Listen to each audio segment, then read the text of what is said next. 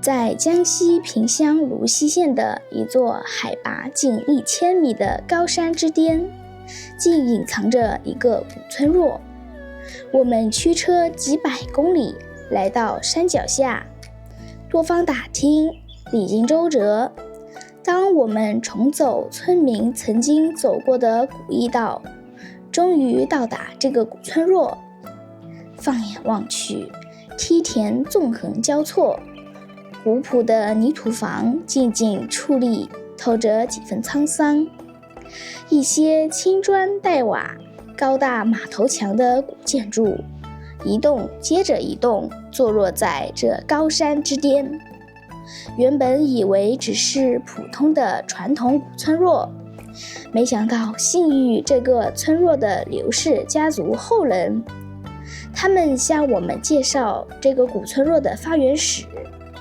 原来他们的祖先是汉高祖刘邦的后裔，建村近500多年的历史，可以追溯到元朝乃至五胡乱华时期。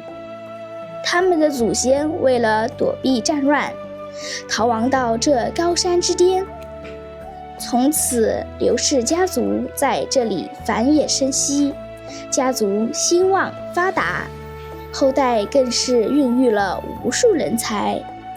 近100年来，这里出过2位进士，举人数名。萍乡市第1位清华学子也出自这块风水宝地。非常可惜的是，这里的古建筑前后100-200年，经历2次天灾人祸，惨遭大火侵蚀，整个村落几乎焚毁殆尽。但是我们透过这些古遗迹，仍然能够感受到这里厚重的历史文化底蕴。刘氏家族子孙后代凝聚力量，重建刘氏宗祠，继续将刘氏家族坚韧不拔、力求上进的精神发扬光大。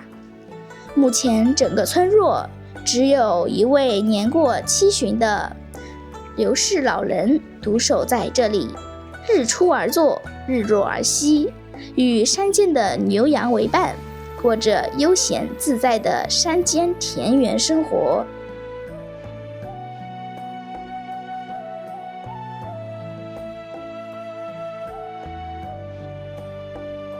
Hello， 大家好，我是安兰，祝大家朝朝远，谢谢安兰。今天我们来到了江西一座有1000多米高的高山之上，在我的周围有郁郁葱葱的竹海，还可以听到蝉鸣的声音。在这座山的山顶上，有一个有上百年历史的古村落，但是在我们来的路上啊，这里的路非常的不好走，淤泥非常的厚，下雨之后啊，它出行都非常的困难。那么到底是什么样的人还选择住在这高山之上呢？那么我们就带着疑问走进这个村落，去一探究竟吧。整个一路过来全部是泥泞不堪的路面，当然了，四驱车是肯定可以尝试的，没有问题。而且我们也可以看到电线杆啊一直往山顶延伸。刚刚我们从山脚下走上来啊，道路坑坑洼洼，到处都是水坑。走到这个位置稍微好那么一点点，刚刚都是一脚泥。我们可以看到安兰的脚上到处都是泥巴。现在我们只能够是步行慢慢跟着这个电线杆走进去了。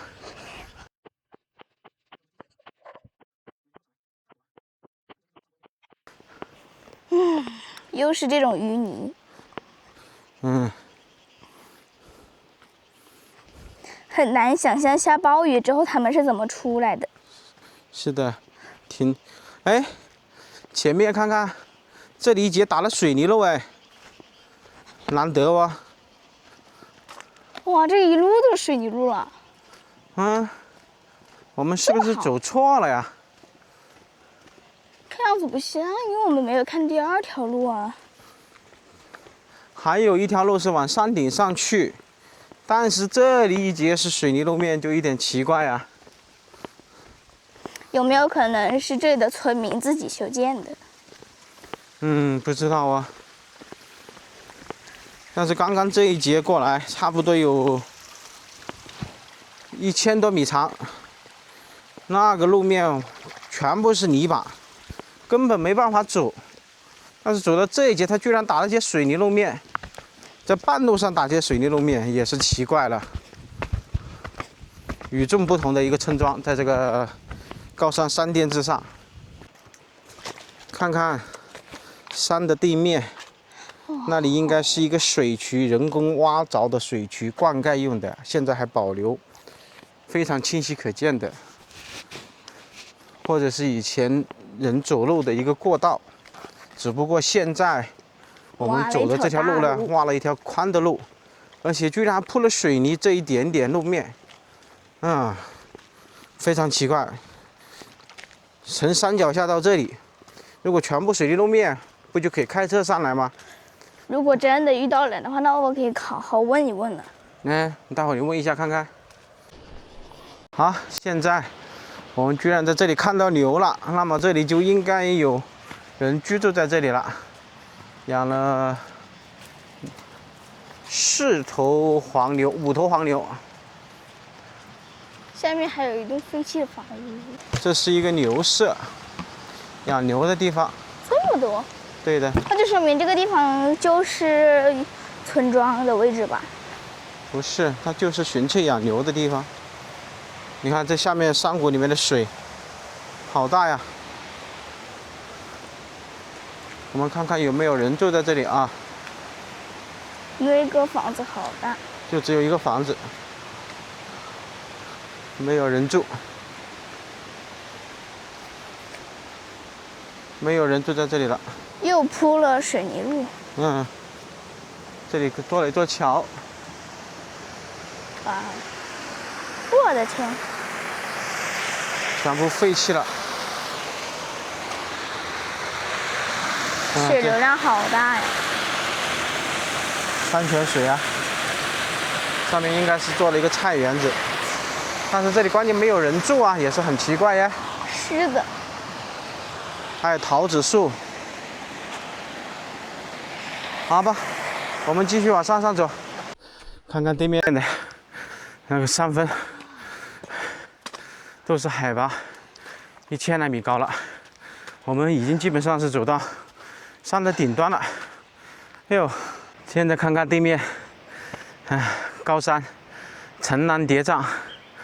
哎呀，我们一路步行上来，累死了，走了1-2个小时。哎呀，哪知道这个半山腰居然它还有水泥路，关键就那么一截，下面那路根本没办法开车的，尤其是小车子，SUV 都够呛，只适合那种大型的翻斗车，还有那个越野车型。搞不明白这个山的设计，这个上面怎么规划的？还能看到一栋房子，哎呀，不知道是做什么用途的。这个地方真的是特别的怪异。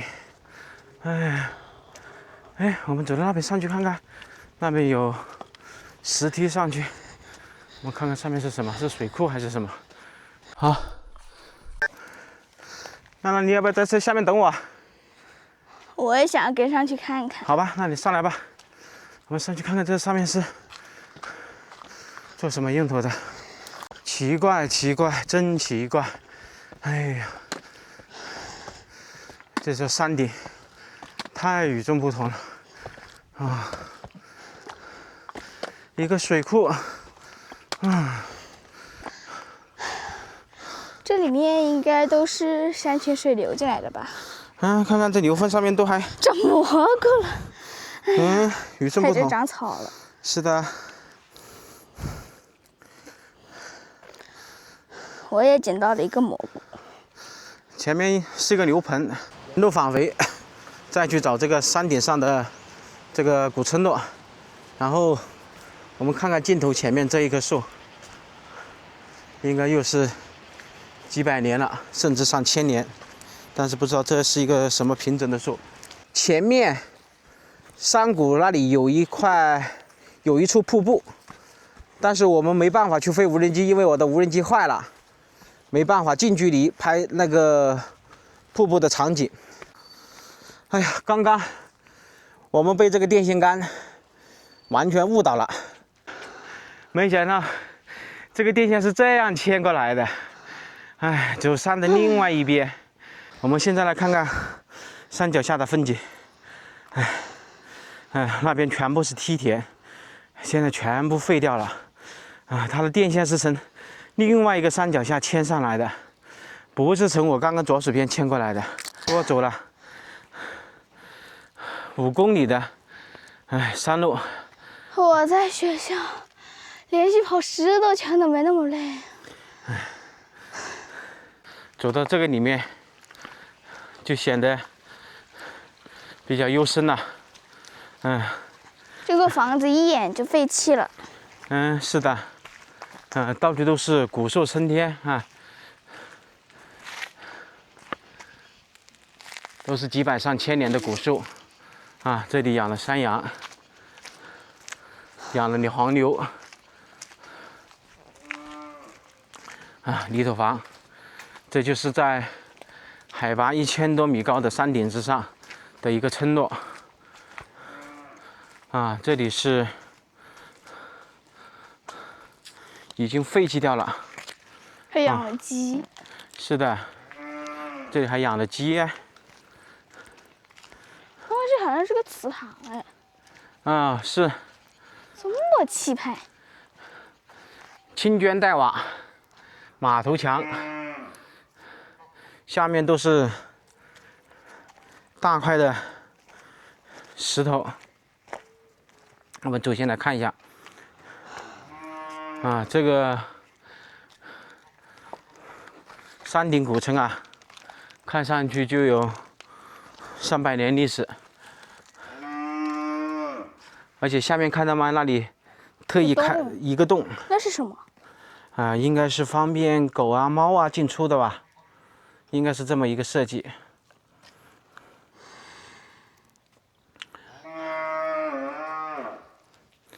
这个黄牛叫的声音。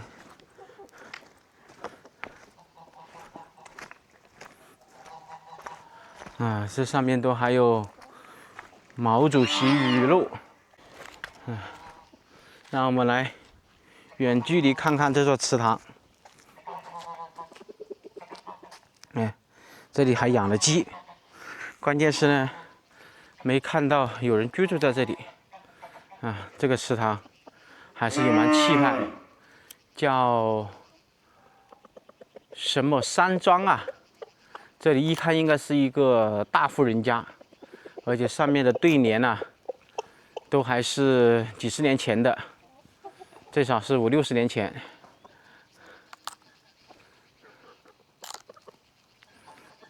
左边的那个祠堂呢，应该是已经倒塌了。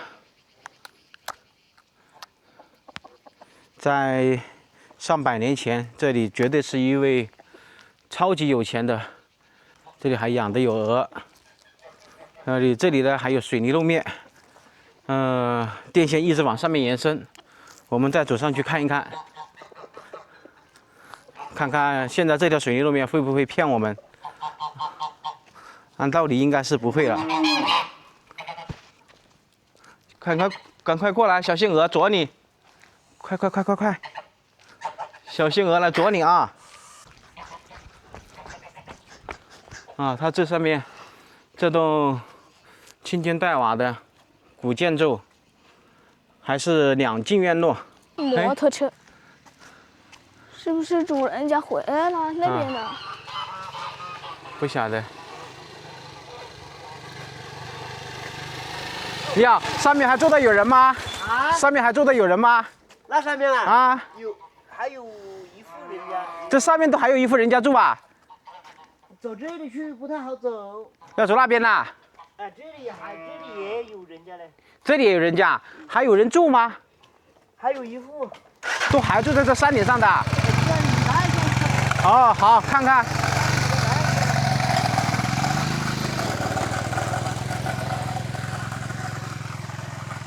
哦，真的呀。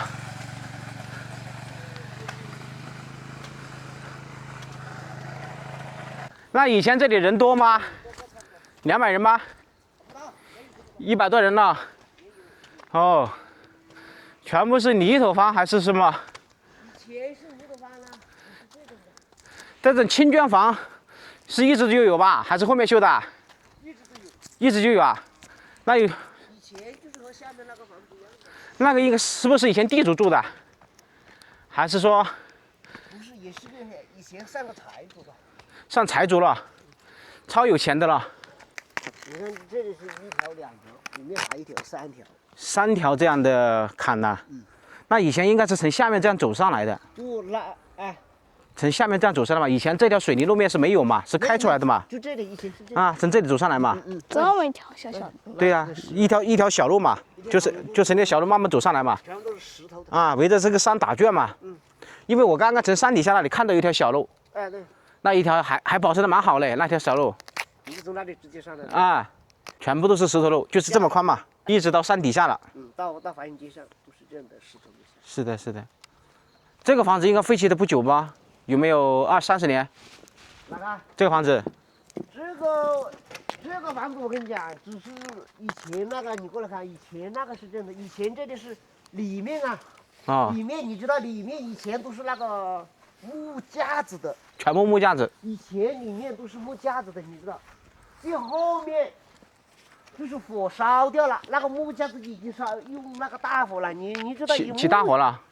全部烧掉了。全部都烧掉了，全都不烧的，这个都是后面砖是同样的这种砖，都是后面加起来的。哦。这个呢，这个就是火烧了的以后，还是没动，前面就没动。到后来这个房子，我跟你讲，你也知道，农村他没有钱去维护这个东西，知道吗？你这里应该是不是属于文物了？这个现在好像是国家是中央好像是有没有挂牌？挂牌没挂牌？现在好像都是成一个古村落。啊，叫古村落。你贵姓啊？姓刘。姓刘。哎，我在网上看到这里是不是属于你们刘氏的一个发源地？对。啊，这就是属于你们祖先的。哦。早200年以前，在萍乡以前是个县。啊。萍乡县清华大学。整个萍乡县第一个清华大学。就是你们刘氏。第一个。啊，就是你们刘氏祖先这边出来。第一个，这栋房子是第2栋，下面那栋房子是第3栋。就是我刚刚看的那是第3栋。那第3栋。第1栋呢？第1栋啊，还在上面。现在还没有了吧？只有前面了。啊，就只有一堵墙了。哎，只有前面了。啊。后面就烂掉了，跟你说实话。对于你们宜兴刘氏这块，那不是你们祖先那真的不是一般的有钱呐。现在我跟你说了，1、2、3，下面还有4栋。啊，你们有这样的房子有4栋，下面那栋就没有了，全部都平掉了。啊，以前有4栋这样的房子。哎，这下面那些平都有这么大。那你们这以前住的这个山顶上上下山，那也是一件累活。你也知道都是挑啊。对呀，要么就马嘛，或者请马嘛，请骡子嘛。没有。都没有啊，完全靠人工啊。完全都是。以前早100年以前去芦溪都是走路。全部走路啊。走路去吧，这里去芦溪走路的话，往这个上面去走的话，可能是走4个小时。要走4个小时啊？那个时候这些石头怎么弄上来呀？这么大块的石头。这几块大石头我也不知道它怎么烤的。这个石头最少都是3-4吨重呐。你挑是挑不上来的。你看这么大块石头，最少是3-4吨重啊。而且你整个这个山又高1000多米高啊！不要小瞧古人的实力。把这个东西出来，你都不得了。哎，那个石头都还好办，我主要是这个地基，这个石头这么大一块石头，怎么弄上来的？不要小瞧古人的实力和智慧。以前古人都会用那个天然气和挖盐了，是吧？是的，真的有时候就像我女儿说的。不能小瞧，有些时候不能够按照我们现在的想法去评判。这里也有100多人了，就这一点点呐。这么一块地方住了100多人呐。哇，哎呀，那你这个地方可不是一般的热闹了，100多个人就住这么一个地方，这里大概是4亩地，4亩地左右，4亩到5亩地的样子，包括后面那座山。这里都是5亩地啊。大火什么时候烧的嘞？烧了，现在有100年了。哇，就光起火都烧了100年了。对，起火烧了有100年。它这个火是什么原因呢？是人为起火，还是说因为那个被子啊，不是用来加的那个烤火那个木炭，你知道吗？啊？他就那个被子湿了。啊。他以前不是那个柱子做的，你也知道。啊，对。放到那边去烤。哦。过年29。啊。烧掉了。一下子就整个是火烧连营，全部烧起来了。哎，对，就以前的我跟你讲，以前的那些看风水的人真的是厉害。我是讲给你听，他怎么厉害呀？我说以前看风水的人他都是骗钱的。以前那些看风水的人呢，他说你这里啊有可能火会烧。就是说建房子的时候。就会有火灾了。有火灾的还有2个原因，这里是以前一个小塘。一个池塘。那边还有一个池塘。那里面一个池塘现在被填了。哎，被填了。那个后面那个山，这里上去还有50米、70-80米左右。又一个池塘。又一个池塘。哇，3个池塘。他意思是建他准备打火的是什么？他估计是这个房子建起来还是可能火会烧。就故意搞3个池塘。防水，就是取水，防止到时候一旦起火，我给这池塘取水，马上就可以扑灭。哎，咱不是以前他就是能堵点水的，你知道吗？别的地方没堵水。是的，你这刚好3个池塘干了2个。那是天意了。那是天意，3个池塘干了2个，你去哪里搞水啊？对，你在山顶上。所以以前的看风水的人，我跟你说还是相当厉害。现在看风水的有是有，但是很少了。现在从这条路还可以走过去是吧？你要上去的话，你直接走这里上去。是一条小路吗？小路，但是上人可以上。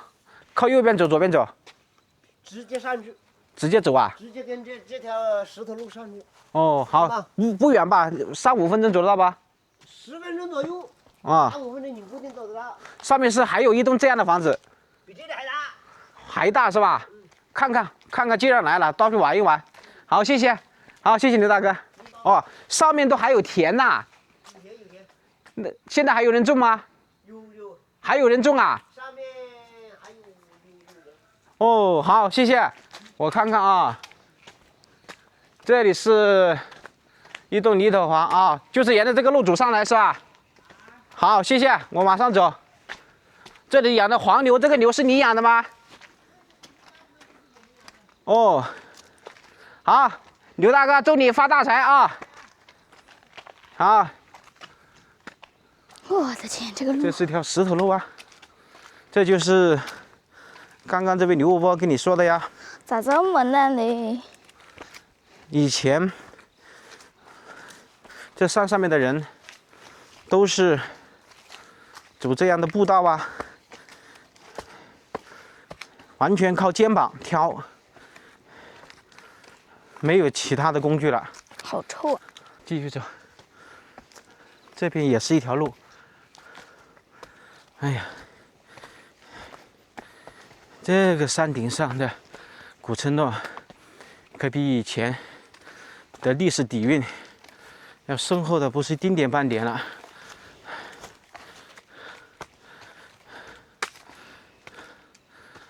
继续走，你看这边就是田。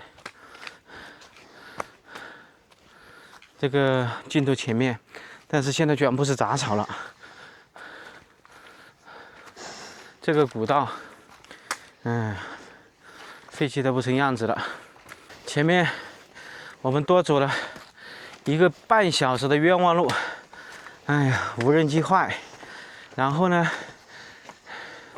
太相信感觉了，被电线杆给骗了，哎呀，导致兜兜转转在这个山上，哎呀，走的气喘吁吁。这里就很开阔了，这里的水都干涸了。是啊，前面全部是农田。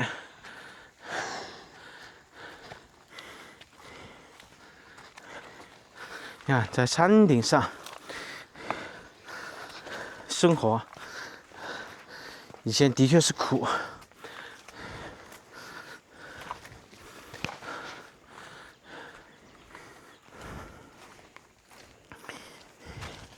小心啊，不撞到头了。我的天，这个树枝都压下来了。嗯。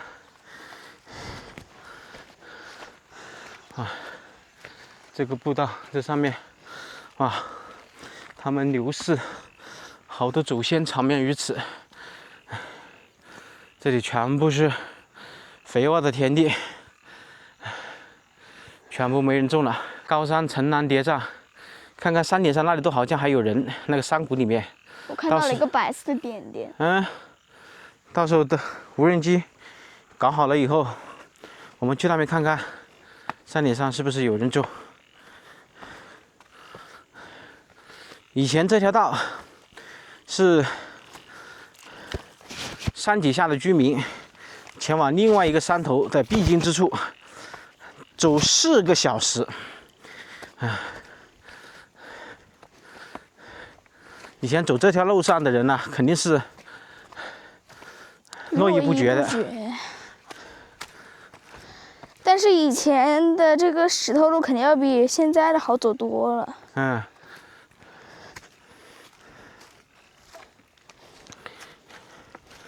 现在全部已经废了。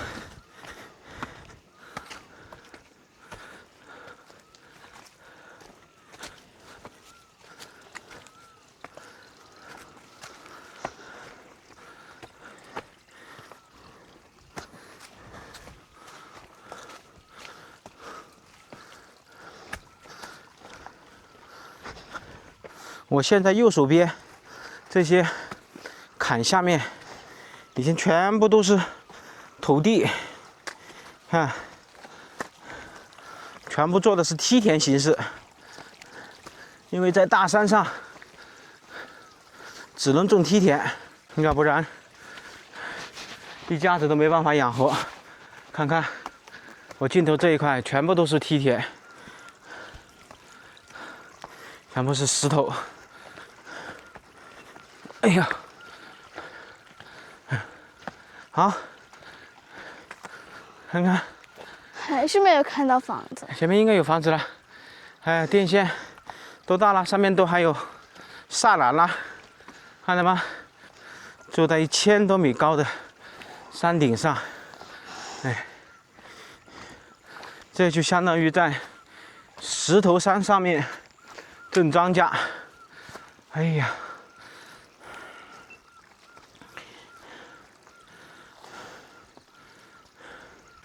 哟，小青蛙。对呀。好小一只。它这里有水呀。哎，那里上不去了，看来，走这边，走这边这条小路，那里被栅栏挡起来了，走这边的小路卷上去。好，你走前面。我的天，这一条小路。真的是小路啊！嗯，这是田埂呐，感觉就像是鸡场，想到都不是羊场了，是鸡。现在我们走到山的最顶端了，啊，我们再来看看100-200年前这个古村落。这个水都快流干了，还很浑浊。上面养的鸡啊，养的山羊啊，前面看到人了，下面有口池塘。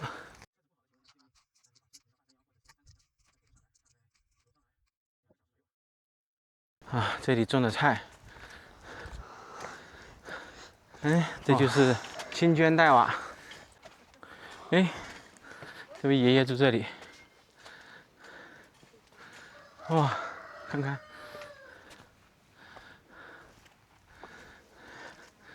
这个房子真的比下面的房子大多了。这都是刘氏祖先盖了4栋房子，在这山顶上，全部是青绢黛瓦，超大的石头。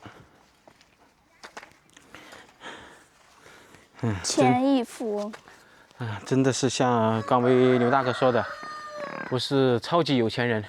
看看这个石头上面那个神木雕刻的祥云，还有太极八卦吧？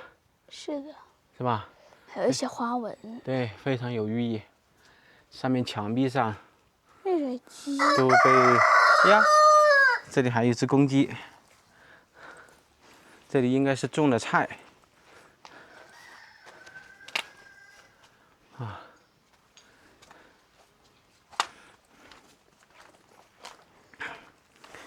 这个面积好大哟！这里还有碑文呢，我们看看这个碑文上面写的什么字啊？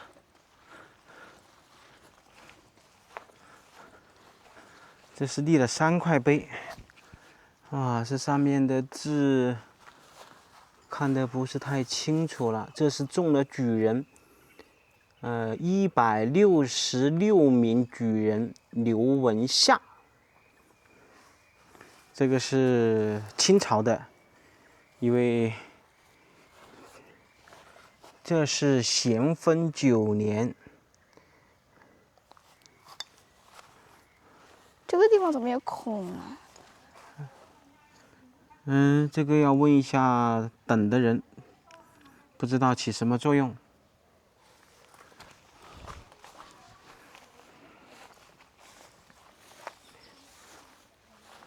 看看上面都还挂了灯呢。看看这上面这个地方种的是啥呀？就是夏天它会开红色的花。这个花爸爸也想不起来了。我们看看这里是大清同治9年，这是乡试。中式第55名举人。这是中了第55名举人呐，叫刘文亮。哇，这个刘是繁体字啊。对呀。有点看不懂。哇，这位刘氏祖先真的是开枝散叶啊，真的是家大业大啊，人丁兴旺啊。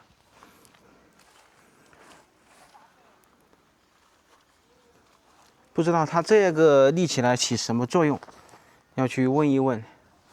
而且它都是开凿了孔，而且每一个石碑都有孔，难道中间会放什么东西啊？不知道啊，不知道它起什么作用啊。这个地方还有这种小石墩。而且它是对应的，这边一个，那边一个。我觉得这个可能就是专门做纪念的。有可能。非常特别。以前的人挂石碑，现在的人发朋友圈呢。对呀。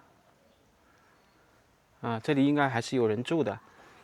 这上面挂了这些叮叮当当的东西是起什么作用？安南，你头顶上。这个东西。风铃吗？类似于风铃，可能在山顶上有老鹰，或者是有其他东西，就起到这个警告的作用吧。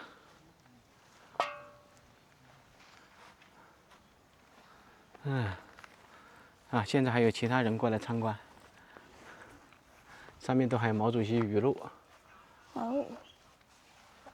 有好多。是的，看看这个石头上都有雕刻了一些花纹吗？这个石灯上面，上面也是阴阳八卦。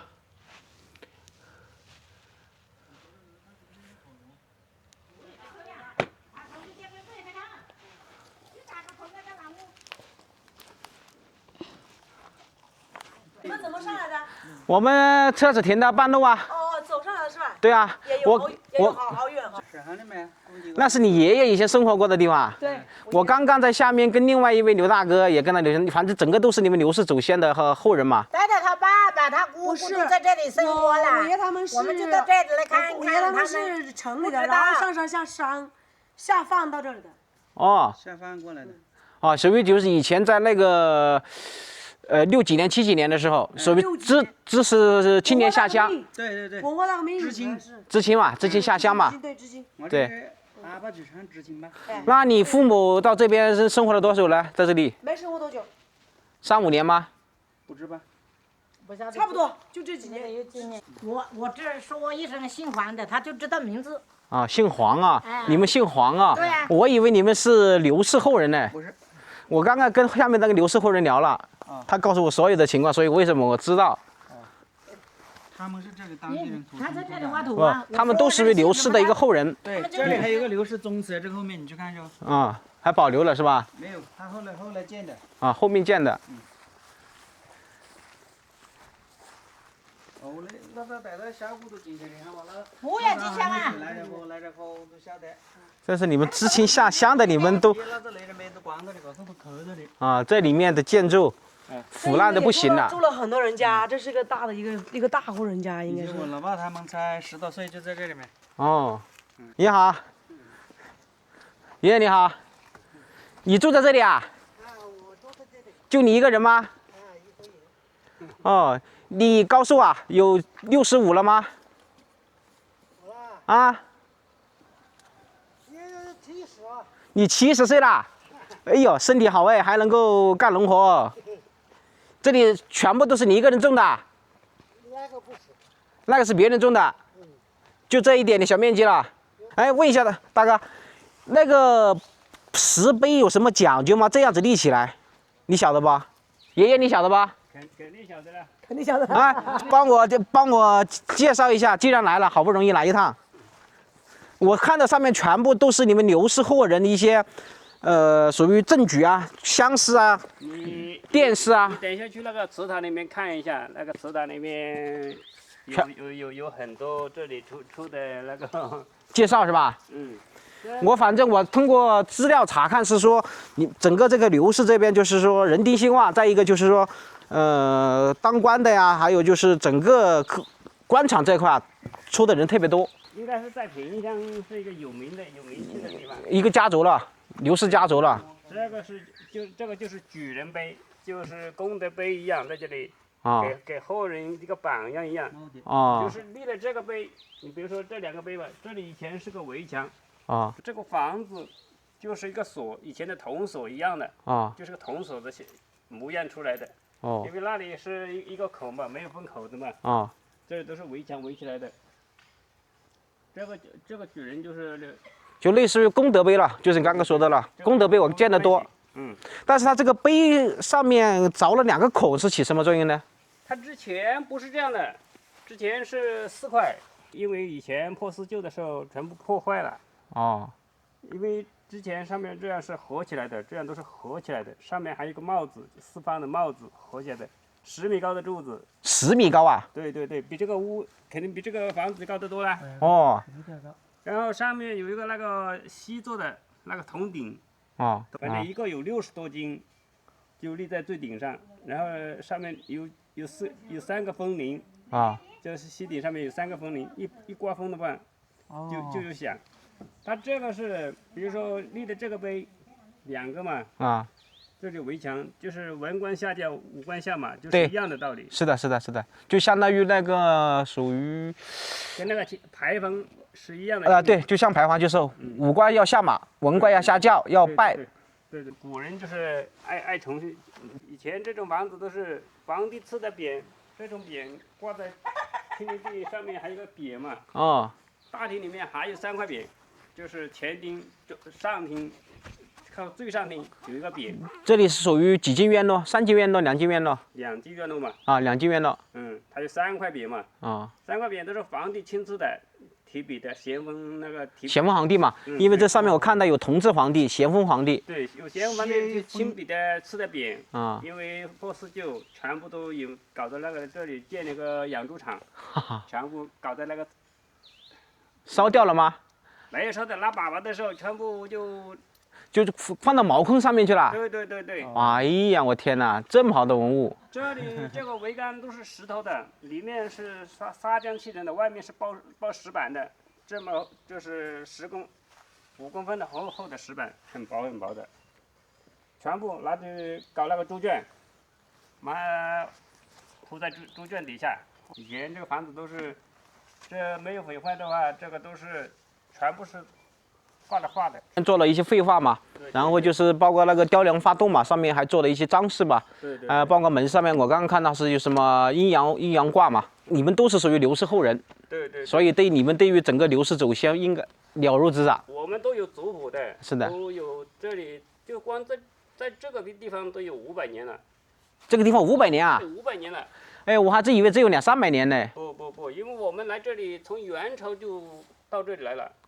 元朝就到山顶上，相当于那个时候，因为元朝一直杀汉嘛。对，五胡乱华的时候。就来这里避难嘛，相当于。之前是在山顶上，那时候就避乱嘛。后来就是搞得好一点了，就在这里开始扩建门面了。就是人丁就越来越多了嘛。刘邦24帝嘛。刘邦，你去查一下刘邦24帝，我们就是清理地嘛，也是彭城地。每个家族每个姓氏有一个那个地。就相当于你们属于刘邦下来。对。那就是说你们的祖先一辈就是以前汉高祖刘邦吗？对。哎呀，那你们还是属于帝王将相后面的一个后人呐。哎呀，那难怪你的祖先这么厉害。举案那时候就是五胡乱华，然后就是元朝大肆屠杀，然后很多人就没办法就跑到这个深山里面来躲起来，要不然没办法就基本上就绝后，都是这样的。这里就根据族谱记载都有500多年。就光族谱就500年。这个是因为08年这里遭了一下火灾，烧掉了就没人管了嘛。这个集体的。这是集体房了。08年是属于电着火还是人为还是什么？它是高压线，因为风大嘛，高压线把那个线断了。这样子。它要是刚个线压到的雪上要哈，感觉搞到多个路啊。08年它是雪灾嘛，雪灾把那个什么草啊全部铺到地上嘛，那个高压线一断就起火了嘛，从下到上烧到山顶上，全部都烧掉了。从山底下就一直烧到这里来了。烧了几天几夜的。烧了几天几夜啊？你以为啊？飞机都来灭火来了。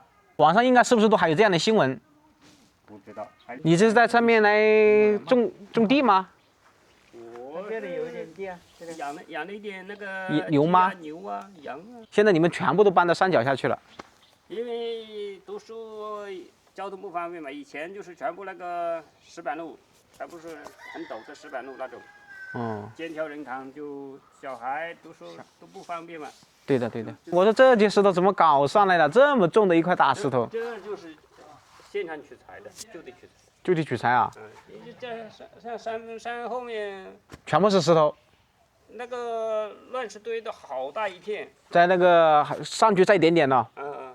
我还以为是从山下搞下来的嘞。那整个这个山上面就只有刚刚这位70岁的爷爷住这里啊？晚上就他在这里。白天还是有4、5个人在这里。白天有4、5个人这里干活了。那还好。就有3个嘛。白天那就还算好了。他是属于有儿女嘛？应该有儿女吧？有啊。是啊，那就相当于在这里养老了啦。就是养老嘛。前面是泥土房，刚刚这里呢是70岁的爷爷在这里面开荒种地，在这里面来养老。自己过着深山老林啊，闲云野鹤的生活啊。这里还有一口池塘，这里呢以前是一口古井这里还保持的原汁原味，包括这个池塘都还是用石头垒砌的，都一直保存在这里面。这里看上去应该还养了鱼。好，我们走到池塘里面去瞧一瞧。这上面以前都是有人住的，只不过全部搬到下面去了。这个门上面写的是刘氏真祠，上面是丘，那边是圈，可以进去吗？兰兰，好，我们进去看看，看看汉高祖刘邦的后代。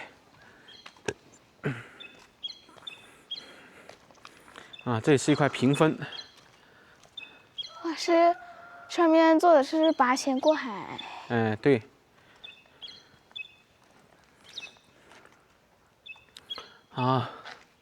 旁边呢是卫生间、厕所。正中间是新走公祠，汉城世家。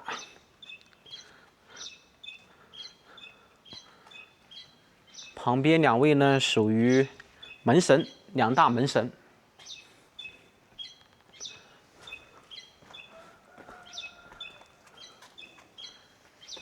这上面呢是刘氏族谱的一个历史介绍。汉景帝申阴成侯昌公义。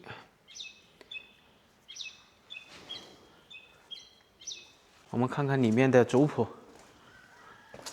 哇，这是天井设计，这上面是一些诗词啊，这是整个刘氏后人的一些丰功伟绩，包括一些名人。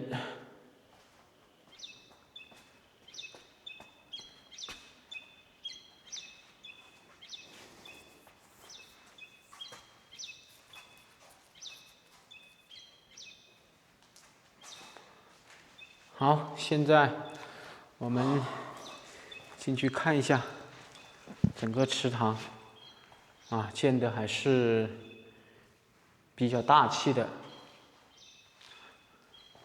这一间是供奉的刘氏祖先的牌位。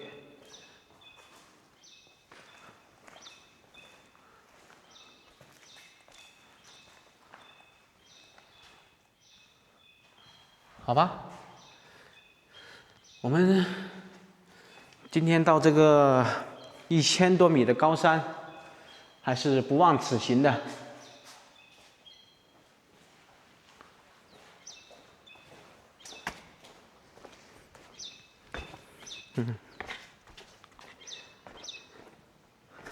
在这个山顶上，看看视野、风景、空气，都是独一无二的。包括风水这块也是非常棒的，因为从这里出去的刘氏后人都是几万人的规模，甚至是20万人的规模了。没想到藏在这1000多米高的高山之上的古村落，竟然是汉高祖刘邦的后代。这里的古村落的建筑保存的还算可以，里面的建筑呢，它的这个历史底蕴非常的深厚，不仅子孙成才，还家大业大。好了，今天的高山古村落的视频我们就给大家分享到这里啦，感谢大家的收看，我们下期视频再见，拜拜。